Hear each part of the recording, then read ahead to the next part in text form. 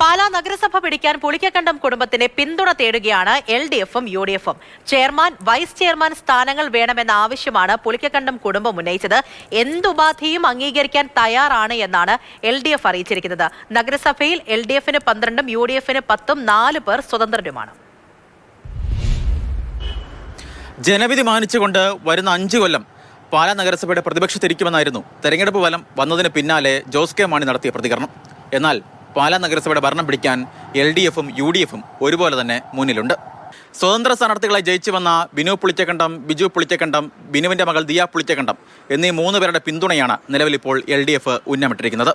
ആകെയുള്ള 26 സീറ്റിൽ 12 സീറ്റ് ജയിച്ച LDF-ന് പുളിക്കക്കണ്ടം കുടുംബത്തിന്റെ പിന്തുണയുണ്ടെങ്കിൽ നഗരസഭാ ഭരണം ഉറപ്പിക്കാം. 5 വർഷം മുൻപ് നഗരസഭ അധ്യക്ഷ സ്ഥാനത്ത് നിന്ന് തന്നെ വെട്ടിമാറ്റിയ ജോസ് കെ മാണിക്ക് ബിനു പുളിക്കക്കണ്ടം കൈ കൊടുക്കുമോ എന്നതാണ് ഏറ്റവും പ്രധാനപ്പെട്ട ചോദ്യം. എന്തായാലും മുന്നോട്ട് വയ്ക്കുന്ന ഏതുപാധിയും ചർച്ച ചെയ്ത് അംഗീകരിക്കാമെന്ന നിലപാടിലാണ് നിലവിൽ LDF.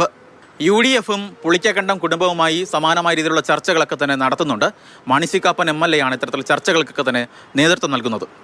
നഗരസഭയുടെ ചെയർപേഴ്സൺ, വൈസ് ചെയർമാൻ സ്ഥാനങ്ങൾ തങ്ങൾക്ക് വേണമെന്നാണ് പുളിക്കക്കണ്ടം കുടുംബത്തിൻ്റെ ആവശ്യം. എന്തായാലും ഇതുമായി ബന്ധപ്പെട്ട ചർച്ചകളാണ് നിലവിൽ ഇപ്പോൾ മുന്നോട്ട് പോകുന്നത്. പുളിക്കക്കണ്ടം കുടുംബത്തിലെ 3 പേരും വിജയിച്ച വാർഡിലെ ജനങ്ങളുടെ ഒരു വാർഡ് സഭ വരുന്ന ഞായറാഴ്ച വിളിച്ചു ചേർത്തിട്ടുണ്ട്. ജനങ്ങളുടെ കൂടി അഭിപ്രായം പരിഗണിച്ച ശേഷമായിരിക്കും അന്തിമമായ ഒരു തീരുമാനത്തിലേക്ക് ഈ പുളിക്കക്കണ്ടം കുടുംബം എത്തുക. എന്തായാലും വരുന്ന ഞായറാഴ്ച വൈകിട്ടോടുകൂടി പാലാ നഗരസഭ ആര് ഭരിക്കും എന്ന കാര്യത്തിൽ ഒരു തീരുമാനമുണ്ടാകും. കോട്ടയത്ത് നിന്ന് ഷിനോജ് ടി, മാതൃഭൂമി ന്യൂസ്.